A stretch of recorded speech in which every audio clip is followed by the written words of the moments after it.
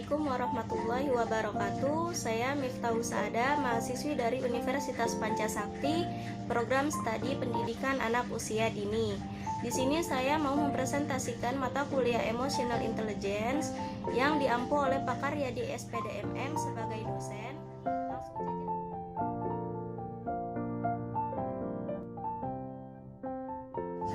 Apa itu emotional intelligence? Emotional intelligence adalah kemampuan seseorang dalam menggunakan dan memahami emosi, baik emosi orang lain maupun emosi diri sendiri, dengan tujuan meningkatkan kesehatan fisik dan mental. Seseorang dengan emotional intelligence yang baik mampu mengontrol emosi saat marah, peka terhadap perasaan orang lain, dan sebagainya. Setiap orang mempunyai kemampuan emosional yang berbeda-beda. Beberapa orang mempunyai emotional intelligence cukup baik, sementara ada yang menghadapi kesulitan untuk membangun emotional intelligence yang baik.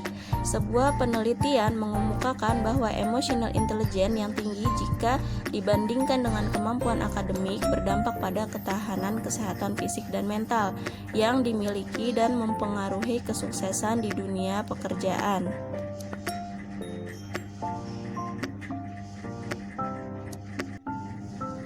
Hasil penelitian Daniel Goleman menyimpulkan, pertama, kecerdasan emosi menentukan 80% pencapaian kinerja individu dan organisasi, sedangkan kecerdasan pikiran hanya 20% saja menentukan kinerja.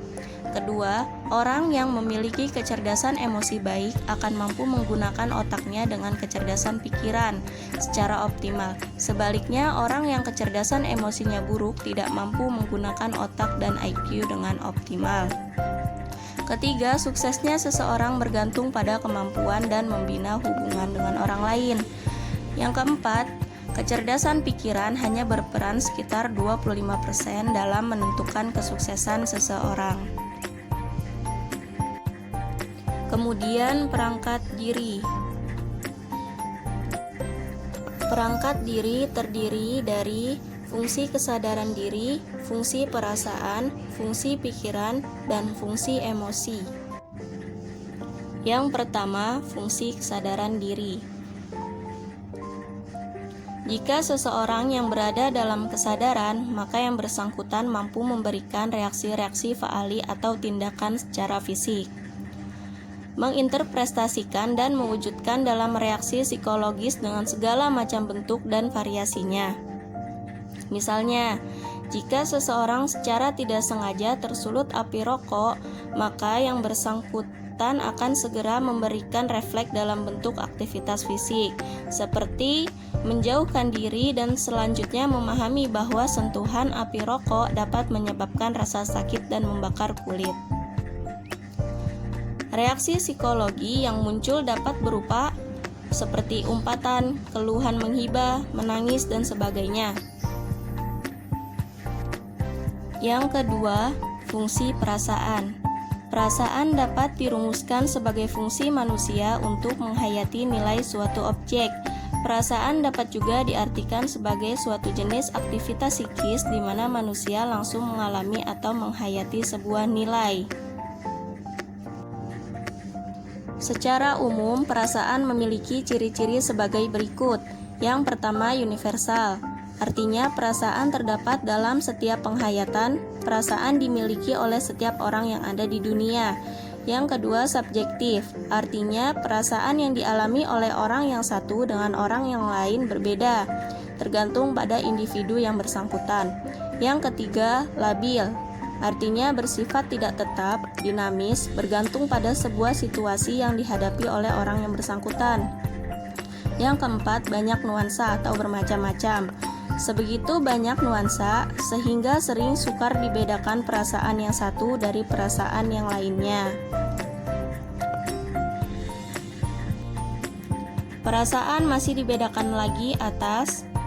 Yang pertama, perasaan intelektual.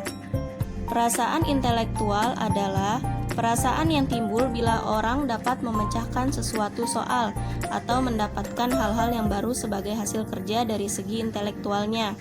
Perasaan ini juga dapat merupakan suatu dorongan atau dapat memotivasi individu dalam berbuat. Perasaan ini juga dapat merupakan motivasi dalam lapangan ilmu pengetahuan. Yang kedua, perasaan kesusilaan. Perasaan kesusilaan timbul kalau orang mengalami hal-hal yang baik atau buruk menurut norma-norma kesusilaan. Yang ketiga, perasaan keindahan.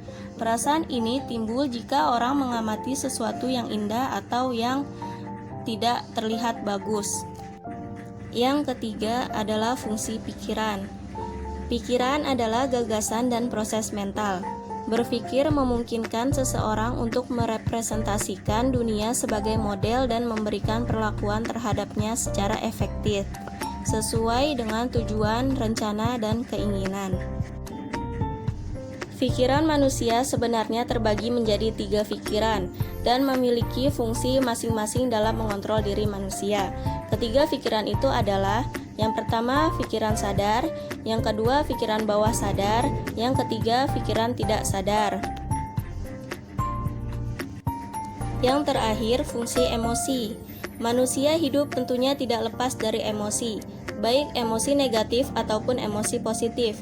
Emosi yang ada pada manusia mempunyai fungsi tersendiri bagi kehidupan manusia. Yang pertama, emosi adalah pembangkit energi. Yang kedua, emosi adalah pembawa informasi. Yang ketiga, pembawa pesan dalam komunikasi intrapersonal dan interpersonal. Yang keempat, emosi berfungsi sebagai perjuangan untuk bertahan hidup. Yang kelima, emosi sebagai penguat pesan atau informasi. Yang keenam, emosi sebagai penyeimbang hidup.